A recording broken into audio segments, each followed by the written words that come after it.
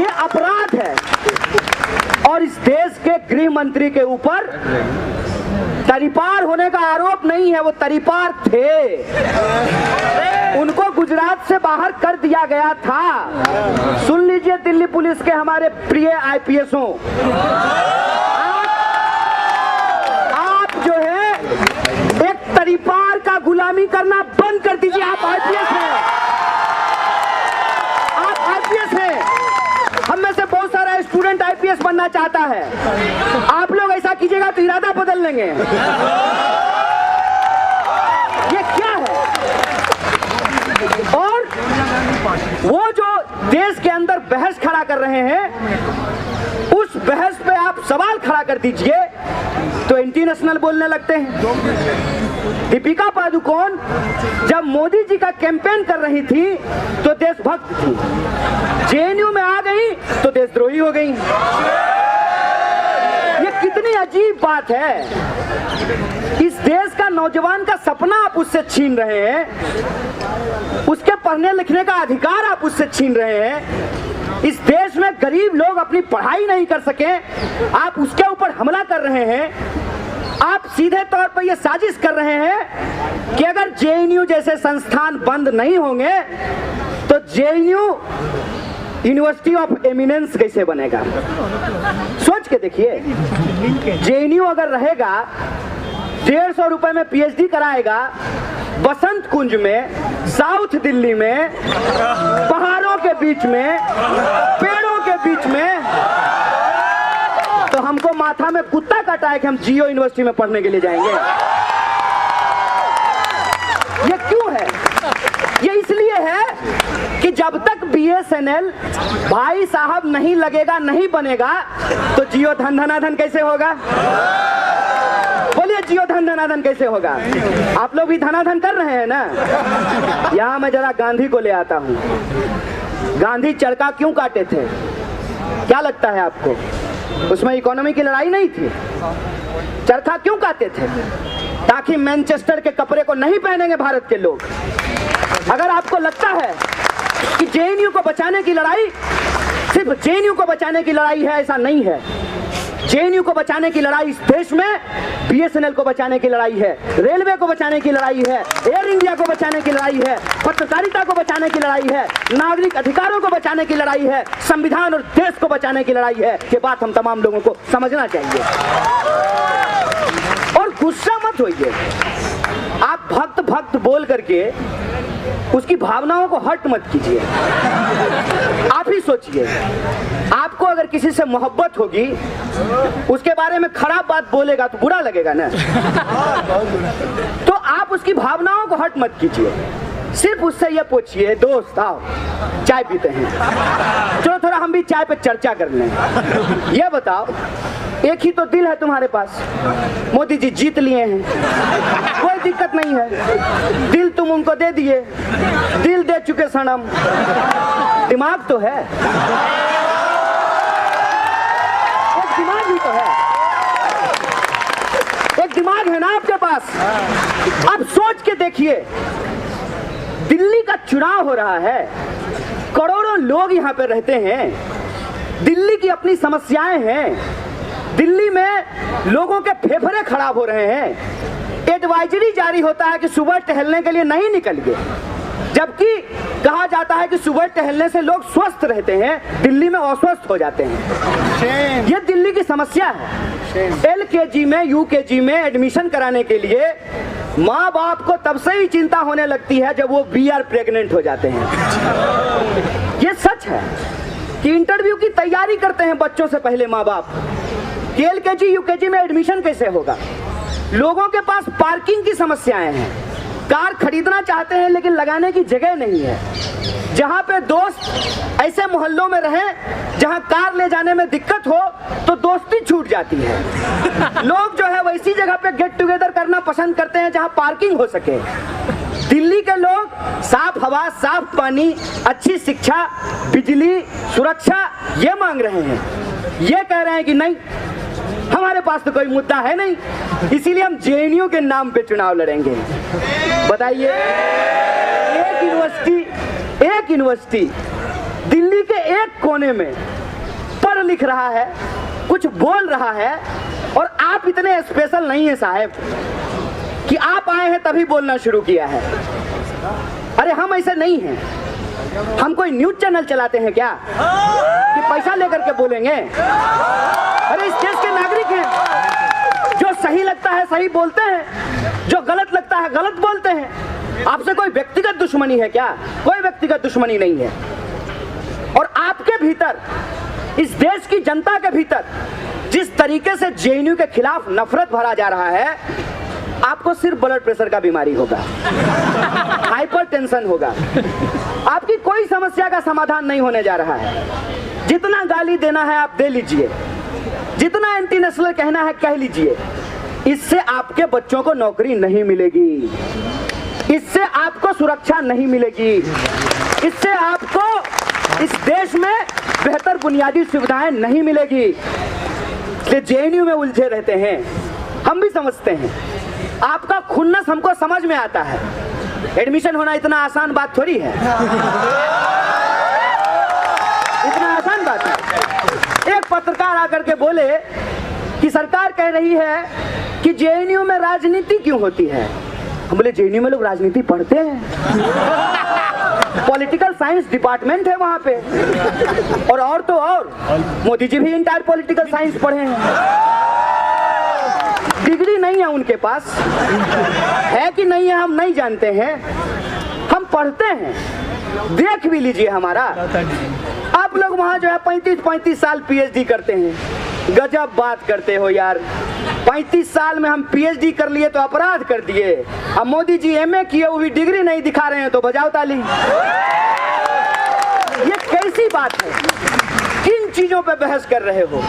कह रहे हो कि जेएनयू में पार्टी होता है, दिक्कत है, पार्टी नहीं होना चाहिए। तो आप क्यों बर्थडे पार्टी करते हैं? तो आपको क्या लगता है कि जेएनयू में लोग पैदा होकर के नहीं आए हैं? जेएनयू में तो लोग पैदा होकर के आए हैं ना, उनका भी कोई बर्थडे होगा ना। अरे कम से कम इस जनरेशन का तो होगा ही जो इंस्टाग्राम चला रहा है। एक दिन अम्मा को हम पूछे, अम्मा तुम कब पैदा हुई? तो बोली बारिश का मौसम था, भैंस को 2 बच्चे हुए थे। अब बोले भैंस को जाके कैसे पूछेंगे, बताओ तुम कब प्रेग्नेंट हुई थी?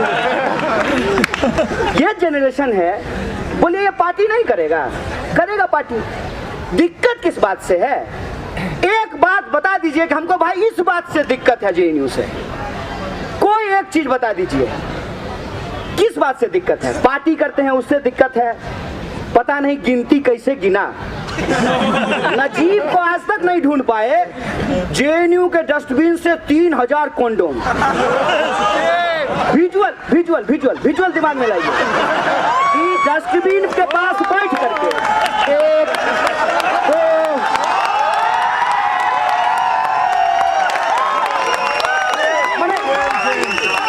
मने बकवास है ये, बकवास इसको कहते हैं, बकवास कि आप कॉन्डोम गिन रहे हैं, शराब का बोतल गिन रहे हैं। अरे भाई, हमारे सिगरेट पीने से दिल्ली की हवा नहीं खराब होती है। जो पीता है, फोटो लगा हुआ है भाई उस पे, कि अगर आप पढ़ नहीं सकते हैं तो फोटो देख लीजिए, वो अपना फेफड़ा खराब कर रहा है। अगर स्टूडेंट नहीं पढ़ेगा तो वो अपना भविष्य खराब करेगा। स्टूडेंट की बड़ी चिंता हो रही है, स्टूडेंट के नाम पे राजनीति हो रही है।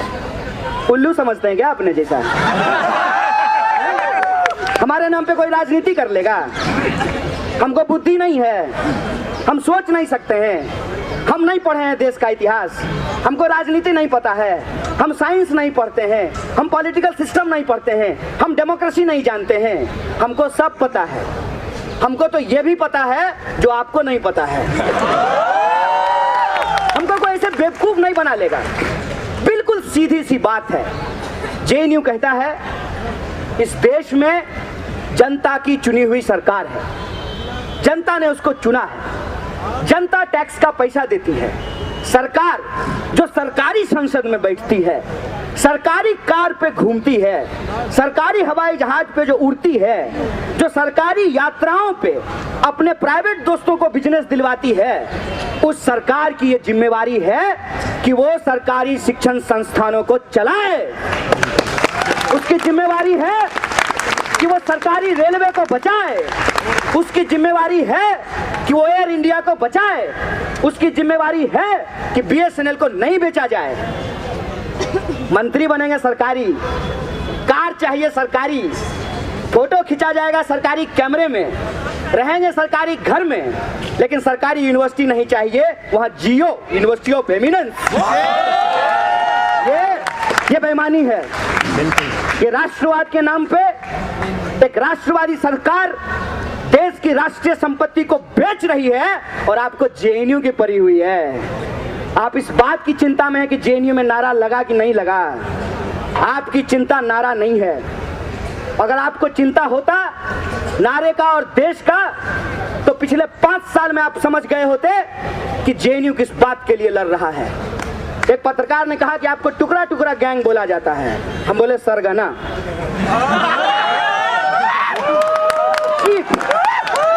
चीफ बोला जाता है। और यहाँ मंत्री जी के दफ्तर के बाहर दिन दहाड़े बिना नकाब के इतने लोगों के सामने स्वीकार करता हूँ कि हूँ देश का नहीं करेंगे टुकड़ा, आपका टुकड़ा करेंगे, भाजपा का टुकड़ा करेंगे। जान लीजिए, ये ऐलान है। ये इसको हमारा इकबालिया बयान समझिए आप, ये हमारा ऐलान समझिए आप कि देश को तोड़ने की आपकी साजिश, देश को नफरत के आग में जलाने की आपकी साजिश, बेईमानी के आधार पे आपकी राज करने की साजिश को नाकाम करेंगे। और आपको क्या लगता है कि आप कभी रिजर्वेशन को गाली दे करके, कभी पब्लिक फंडेड यूनिवर्सिटी को गाली दे करके, कभी मेरिट का तर्क ला करके हमारी लड़ाई को गुमराह कर देंगे? आइए, भेजिए जिसको भेजना है। जौन सा आपका सबसे सुयोग्य संतान है उसको भेजिए बहस करने के लिए। हम बहस करेंगे आपसे। हम आपको बताएंगे कि मेरिट क्या होता है।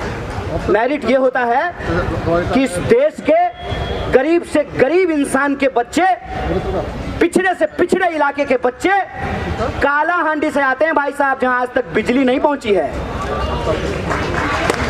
जहां बिजली नहीं पहुंची है वहां के बच्चे अपनी मातृभाषा तो जानते ही हैं, बांग्ला, उड़िया, भोजपुरी, मैथिली, मलयालम, कन्नड़, तमिल, तेलुगु, असमिस, ये सब भाषा तो वो जानते ही हैं। आपकी फर्राटेदार अंग्रेजी भी सीख करके एंट्रेंस देते हैं, पास करके नौकरी लेते हैं।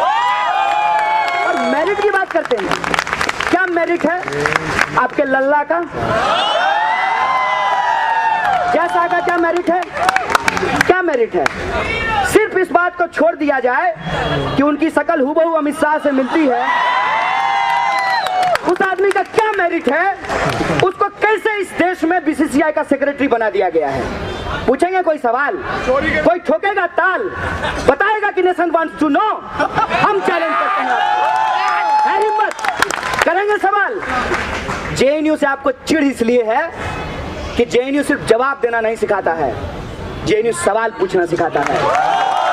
और वो रवायत हमारे भीतर है। और आपको ये लगता है पुलिस से हमारी कोई लड़ाई नहीं है, क्योंकि हम लोग हमेशा ये नारा लगाए हैं, ये अंदर की बात है, पुलिस हमारे साथ है। अरे JNU जब बचेगा तो आपका बच्चा भी पढ़ेगा। कोशिश करके देख लीजिए।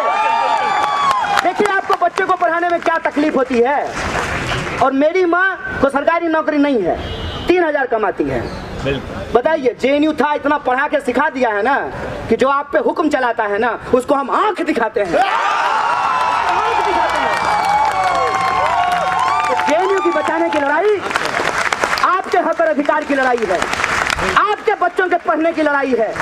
इस देश में गरीब से गरीब इंसान ये सोच सके कि हम PhD करेंगे, हम भी अंग्रेजी बोलेंगे, हम भी जीभ टेढ़ी करके ब्रिटिश और अमेरिकन दोनों एक्सेंट में अंग्रेजी बोलेंगे। ये आत्मविश्वास देता है ये यूनिवर्सिटी। ये यूनिवर्सिटी डराती नहीं है। ये यूनिवर्सिटी ये नहीं देखता है कि आपके बटुए में पैसा कितना है। ये यूनिवर्सिटी ये नहीं देखती है कि आप जूता किस ब्रांड का पहन करके आए हैं। ये यूनिवर्सिटी ये नहीं देखती है कि मोदी जी की तरह आपने जर्मन चश्मा लगाया है कि नहीं लगाया है। ये यूनिवर्सिटी ये नहीं देखती है कि आपके पापा के पास लेटेस्ट एप्पल है कि नहीं है। ये यूनिवर्सिटी आपकी टूटी फूटी अंग्रेजी के चलते आपको बेइज्जत नहीं करती है। ये यूनिवर्सिटी आपको सिखाती है, आपके साथ बैठती है, आपके भीतर आत्मविश्वास पैदा करती है। इस यूनिवर्सिटी का गेट किसी को डराता नहीं है, क्योंकि ये यूनिवर्सिटी है, किसी मॉल में चलने वाला कोई 50% छूट की सेल वाला दुकान नहीं है। अगर आपके पास पैसा नहीं है तो आप मॉल के शीशे वाले गेट के भीतर घुसने का हिम्मत नहीं करेंगे। आपको डर लगेगा। आप कपड़े का क्वालिटी चेक करने से पहले उसका टैग देखते हैं कि दाम क्या है। देखते हैं कि नहीं देखते हैं? ये यूनिवर्सिटी नहीं डराती है। अरे क्या फर्क पड़ता है कि किसकी माँ कहाँ कमाती है और कितना कमाती है। यूनिवर्सिटी ने कहा है कि ये हमारे बच्चे हैं, अगर हमारे मानदंड को ये पूरा करते हैं, अगर ये एंट्रेंस पास करके आए हैं तो हम इनको पढ़ाएंगे। तो एक ही बात की चिंता रहती थी ना कि किसी तरह से एंट्रेंस पास कर लेना है। खैरात में नहीं मिला है, जैसा की तरह हमको खैरात में नहीं मिला है बीसीसीआई का पोस्ट। अपनी मेहनत से एंट्रेंस पास करके अपनी मातृभाषा में स्कूलिंग करने के बावजूद अंग्रेजी पढ़ करके, अंग्रेजी सीख करके, अंग्रेजी में एग्जाम दे करके जेएनयू में एडमिशन लेते हैं। आप ठीक नहीं थे। और जेएनयू सिर्फ आज की पीढ़ी के लिए नहीं लड़ता है। अगर आज की पीढ़ी के लिए लड़ रहा होता तो आज जेएनयू के सारे पुराने प्रेसिडेंट यहाँ खड़े नहीं होते। बत्तीलाल भैरवा का नाम इतने गौरव से लिया जाता है।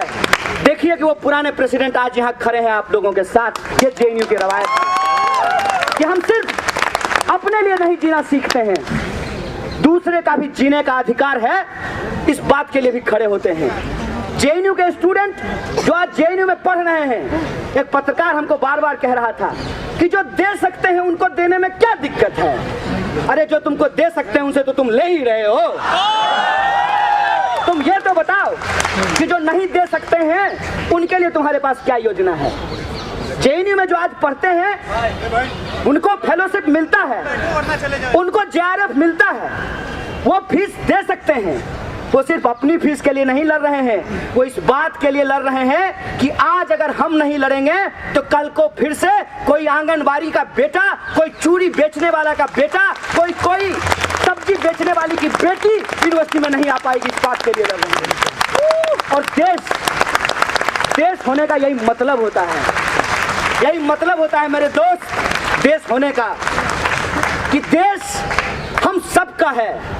चाहे हमारा रंग कुछ भी हो, चाहे हमारी जाति कुछ भी हो, चाहे हमारी नाक कैसी भी हो, हमारी बोली कैसी भी हो, हम सब इस देश के नागरिक हैं। और जब हम इस देश के नागरिक हैं तो इस देश का संविधान सभी नागरिकों को पढ़ने का और सपने देखने का अधिकार देता है। आप हमारे सपने को छीन लेना चाहते हैं। पास ने एक बात कही है कि सबसे खतरनाक होता है हमारे सपनों का मर जाना। आप हमारे सपनों को मार देना चाहते हैं, नहीं मरने देंगे। आपको भ्रम है कि पुलिस से पिटवा देंगे, फर्जी मुकदमा करवा देंगे, अपने मीडिया चैनल को बोल बोल करके टुकड़ा टुकड़ा का गैंग बोलेंगे, एंटी नेशनल बोलेंगे, डर का ऐसा माहौल पैदा खड़ा करेंगे कि कोई आकर के खड़ा होगा उसको एंटी नेशनल बोलना शुरू कर देंगे। तो आप आंख में काजल डाल करके देखते रहिए कि पूरा देश हमारे साथ खड़ा हो जाएगा, आप अकेले रह जाएंगे। आप अकेले रह जाएंगे क्योंकि हमने ये तय किया है, हमने ये तय किया है कि एकलव्य का अंगूठा तो आपने काट लिया, आज का एकलव्य अपना सर फोड़वा लेगा, अपना सर कटवा लेगा, लेकिन अपने पढ़ने के अधिकार को नहीं छोड़ेगा, नहीं छोड़ेगा। छोड़ दिए ना सर। क्रिमिनोलॉजी समझ लीजिए, क्रिमिनोलॉजी समझिए, वो क्रोनोलॉजी नहीं है। क्रिमिनोलॉजी ये है कि पहले एक देश की यूनिवर्सिटी को, जिसने इस देश को क्या नहीं दिया है, भारी बेशरम लोग हैं। दुद्दू को मंत्री बनाए हुए हैं जेएनयू से, दुद्दू को। और इस्तेमाल क्या करते हैं हमारे दोनों पुराने एलुमनाई का, जैसे भाजपा जब चुनाव हार जाएगी ना तो बाइट देने के लिए शाहनवाज हुसैन को भेज देगी। अब भाजपा जब जीत जाएगी तब पात्रा आएंगे मोदी जी की कृपा समझाने के लिए। अभी जब जेएनयू का मामला हुआ है तो दोनों जेएनयू के एलुमनाई को आगे कर दिया है। एक एलुमनाई ने कहा कि हमारे समय में टुकड़ा टुकड़ा गैंग नहीं था। सर 2014 से पहले टुकड़ा टुकड़ा सरकार भी नहीं था। और ये साजिश, ये क्रिमिनोलॉजी आप समझिए कि अगर किसी महिला का जमीन कब्जा करना हो, उसकी पति की मौत हो गई है, तो उस विधवा को बदचलन साबित करना बहुत जरूरी है। पहले उसको डायन बताया जाएगा, उसके गले में जो है जूते की माला पहना करके उसको गांव में घुमाया जाएगा, फिर गांव के दबंग जो है उसकी जमीन को कब्जा कर लेंगे। जेएनयू के साथ हूबहू यही काम किया जा रहा है कि जेएनयू पूरे देश में कोई ऐसा मुद्दा हो, हर मुद्दे पे ये यूनिवर्सिटी खड़ा होती है।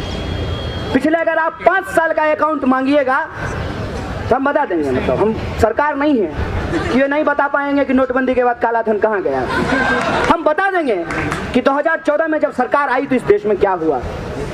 14 में सरकार आई, शपथ ग्रहण करने के लिए आए थे हमारे साहेब, गुजरात भवन में हमारा प्रोटेस्ट होना था, गंगा ढाबा से अरेस्ट कर लिए। समझ में आ गया कि फांसीवाद आपके घर पे है। फांसीवाद और कुछ नहीं होता है, फांसीवाद यही होता है कि आपसे आपका अधिकार छीना जाएगा और आपको लगेगा कि ये देश हित में है। फांसीवाद और कुछ नहीं होता है कि एक भेड़ को दूसरे भेड़ के खिलाफ खड़ा कर दिया जाए और भेड़िया कहे कि मैं एम्पायर हूं, तुम में से जो हारोगे उसको खाएंगे। उसका भूख कभी खत्म नहीं होगा और हम कभी बचेंगे नहीं। ये हमको समझना पड़ेगा कि 2 भेड़ अगर लड़ रहे हैं तो कोई एक भेड़ ही हारेगा ना दोस्त। भेड़िया तो बैठ के खाएगा ना ब्रेकफास्ट विद सॉस। और कुछ नहीं होता है फांसीवाद। जब जेएनयू की चर्चा दिल्ली चुनाव में भी हो रही है, दिल्ली की सड़कों पर निकलकर दिल्ली को बताने का काम किया है कि देखिए हमारा सर क्यों फोड़ा गया है, हमारी खून क्यों बह रही है, ये आपने जताने का काम किया है। खराब हो गया, ये तो माइक मोदी जी के नियत की तरह है।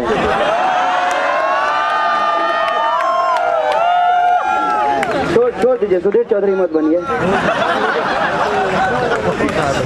इतने यूनिवर्सिटीज खुले, इतने कॉलेज खुले, ट्रेन में अगर पूछ दीजिए किसी विद्यार्थी से कि क्या करते हो, हर दूसरा तीसरा कहेगा कि इंजीनियर हैं। इतने इंजीनियर इस देश ने पैदा किए, इतने एमबीए घूम रहे हैं, ब्याह होना बंद हो गया है। नहीं, सही बात बोल रहे हैं कि इंजीनियरिंग का डिग्री लेने के बाद भी शादी नहीं हो रही है, अलग समस्या है। नौकरी का गारंटी नहीं है। हमारे एडहॉक के लिए जो टीचर लड़ रहे हैं उनसे कभी पूछिए, प्लान करते हैं घर लेने का, लेकिन ये तो गारंटी हो कि अगला 6 महीना इंटरव्यू नहीं देना पड़ेगा। हर वक्त ये डर लगा रहता है कि रिटेन होंगे कि नहीं होंगे। बताइए क्या गुनाह किए हैं, पीएचडी किए, पढ़े लिखे, किताब लिखे, और जो है हर 6 महीने में उस टीचर इंचार्ज को देखते रहते हैं कि तुम ही माए बाप हो साहब, जो करवाना है करवा लो। ये उदारवाद में पैदा किया है कि लोगों के बुनियादी अधिकार उनसे एक एक करके छीन लिए गए। क्या कह करके कि सरकारी संस्थान परफॉर्मेंस नहीं करते हैं और बेशरम की तरह इसरो के साथ जाकर के फोटो भी खिंचवाते हैं। वाह मोदी जी वाह, कमाल आदमी है। लेकिन लव यू। हम आप ये कह रहे हैं कि सरकारी संस्थान परफॉर्मेंस नहीं करते हैं। इसरो भी तो सरकारी है, जेटली जी एम्स में जाकर के इलाज करवाए, वो भी तो सरकारी है। जिस जेएनयू को आप इतना बदनाम करते हैं, हर साल बेस्ट यूनिवर्सिटी का पुरस्कार ले लेता है। यही गुनाह है ना, यही गुनाह है कि आप सोचते हैं इसलिए आपके सर पे रॉड मारा गया है, आपके सर पे रॉड मारा गया है। पास को उनके सर में गोली मारी गई थी, किस लिए? क्योंकि वो सोचते हैं। और भगत सिंह ने कहा है, इंसान को मार दोगे, विचार को कैसे मारोगे? कैसे मारोगे विचार को? और ये जो आपकी विचारधारा है, इस विचारधारा से उनको डर लगता है, इसीलिए ये एशियन पेंट का दुकान खोल करके बैठ गए हैं। जिसको देखिए उसको जो है ये पेंटिंग करते रहते हैं, ब्रश उठाते हैं, ये लाल रंग है, लाल रंग से रंगे हुए सभी पदार्थ को आज से एंटी नेशनल कहा जाएगा। यस, कोई रंग की लड़ाई हो रही है? किसी रंग के लिए लड़ रहे हैं? भविष्य के लिए लड़ रहे हैं दोस्त, कोई रंग की लड़ाई लड़ रहे हैं? हमारे जेएनयू के टीचर को गृह मंत्री बनना है कि अमित शाह के खिलाफ बोल रहे हैं? प्रधानमंत्री इनको बनना है? अरे ये आरोप अगर मेरे ऊपर लगाएंगे तो ठीक है, हम चुनाव लड़े हैं, तो हम तो लड़ ही रहे हैं आपसे, हम तो लड़ ही रहे हैं, लड़ रहे हैं, हर जगह लड़ेंगे।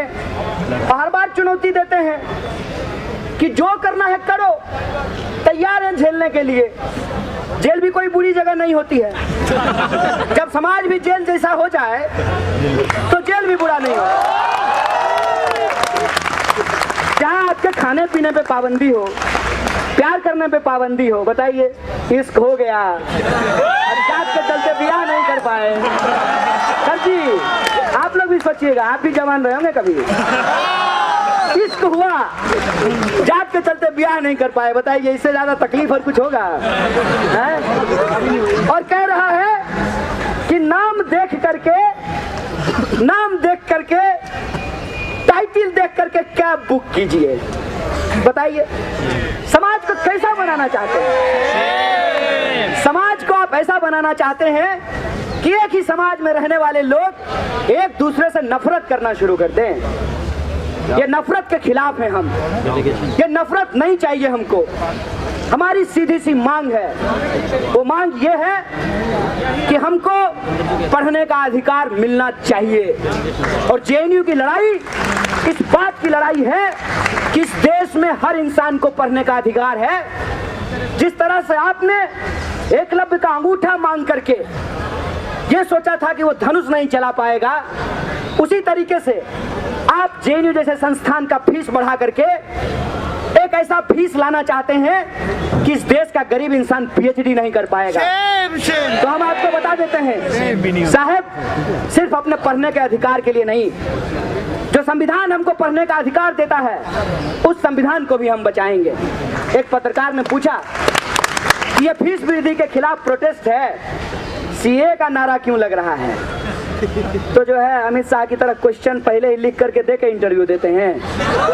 अरे हाथ में माइक थाम लिए हैं, जिंदगी में जो जो चीज बुरी लगेगी ना, सबसे आजादी मांगेंगे। आपको दिक्कत है? कोई दिक्कत है आपसे? क्या गुनाह किए हैं? क्या अगर विद्यार्थी सीए के खिलाफ बोलते हैं तो उनका गुनाह है? आप नहीं बोल रहे हैं तो आप गुनाह कर रहे हैं, आप इतिहास के साथ खिलवाड़ कर रहे हैं।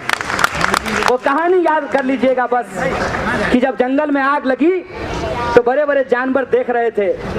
एक कोयल अपनी छोटी सी चोंच में पानी की बूंदों को भरकर जंगल को बचाने का प्रयास कर रही थी। तो बड़े जानवरों ने कहा कि तुम्हारी छोटी चोंच से ये आग नहीं बुझेगी। तो कोयल ने कहा कि नहीं बुझेगी मेरी चोंच से, ठीक है, लेकिन बुझेगी जरूर। आग कैसी भी हो बुझती जरूर है, उसको बुझना पड़ता है। अंधेरा कैसा भी हो उसको छटना पड़ता है, उजाला होता है। और जब ऐसा होगा तो तुम्हारा नाम आग लगाने वालों में और हमारा नाम बुझाने वालों में लिखा जाएगा। आज जो लोग जेएनयू के साथ खड़े हो रहे हैं, हो सकता है कि उनको अपने फैमिली के व्हाट्सएप ग्रुप में एंटी नेशनल बोला जाता हो सकता है कि पिताजी को गुस्सा किसी और बात का था। पिताजी चाहते थे कि इंजीनियरिंग कर ले, लड़का फूको पर करके बोला कि नहीं पॉलिटिकल साइंस पढ़ेंगे। हो सकता है इस बात का गुस्सा हो सकता है कि पुराना प्यार और पुराना क्रश, जब उसको प्यार नहीं मिला तो आपको एंटी नेशनल बोलना शुरू कर दे। लेकिन ये सब ओस की उस बूंद की तरह है जब गर्मी की तपिश होती है तो उस ओस का बूंद भाप होकर के उड़ जाता है। ये इतिहास आज यहाँ जो आप सब लोग बैठे हुए हैं, ये अपनी पीढ़ियों को आप सुनाएंगे कि हम लोग लड़े थे। और मैं ज्यादा पुरानी बात नहीं बता रहा हूँ, यही वो जगह है, यही MHRD है। मंत्री जी कोई और थी, हाँ वही सास बहू वाली। मंत्री जी को रोड पे आना पड़ा था, रोड पे। जब जनता रोड पे आती है ना, तो सरकार भी ऐसी कमरों में नहीं रह सकती है, उसको रोड पे आना पड़ता है। रोड पे आई थी विद्यार्थियों से बातचीत करने के लिए, और ये समझौता हुआ कि आप विद्यार्थियों का वजीफा, उसकी छात्रवृत्ति, उसका स्कॉलरशिप बंद नहीं करेंगे, और बंद नहीं हुआ था। बोलिए जीते थे कि नहीं जीते थे? तो ये मत सोचिए कि आगे क्या होगा। एक पत्रकार ने पूछा कि आगे क्या होगा, हम बोले बहुत कुछ होगा। सर्दी के बाद गर्मी आएगी, होली आएगा, फिर गर्मी के बाद बरसात आएगी, बहुत कुछ होगा।